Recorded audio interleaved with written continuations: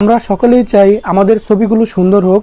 আর আজকে আপনাদেরকে এমন একটি সফটওয়্যারের কথা বলবো, যেই সফটওয়্যার দিয়ে আপনারা খুব সহজেই এর মতো ছবি এডিট করতে পারবেন।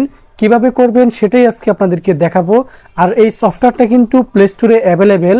তো কিভাবে ডাউনলোড করবেন এবং কিভাবে কাজ করতে হয়, চলে আসলাম মোবাইল স্ক্রিনে। প্লে স্টোরে ঢুকবেন, ঢুকে সার্চ বারে লিখবেন হাইপিক।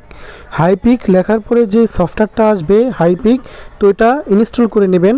আমার আগে থেকে ইনস্টল করা ছিল, তো আমি ওপেনে ক্লিক করলাম। ওপেনে ক্লিক করার পরে এরকম ইন্টারফেস আসবে। তো এখান থেকে অ্যাডটা ক্যান্সেল করে নেবেন। দেন আপনার একটা ছবি সিলেক্ট করে নেবেন, বা আপনি যেই ছবিটা এর মতো কাজ করতে করে নেবেন। আপনার যতটুক পর্যন্ত ছবিটা ক্রপ করার দরকার অতটুক পর্যন্ত ছবিটা ক্রপ করে নেবেন। তো ক্রপ করা শেষ হলে ট্রিক মার্কে ক্লিক করে আপনারা সরাসরি চলে যাবেন। আবার ক্রপে দেখবেন নিচেই এআই লেখা আছে, এখানে আপনি সাইজ দিয়ে নেবেন ছোট বড় আপনার যতটুক ফ্রেম দরকার। তো ফ্রেম নেওয়া শেষ হলে নিচেই দেখতে পারবেন সার্চ বার, এখানে যে কোনো একটি লেখা লিখে দেবেন।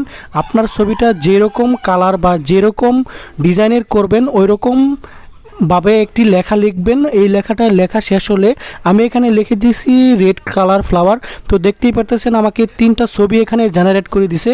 এখান থেকে যে কোনো একটা ছবি নিয়ে আপনারা অ্যাপ্লাই নাও ক্লিক করবেন, বা অ্যাপ্লাই ক্লিক করলে ছবিটা ডাউনলোড হয়ে যাবে।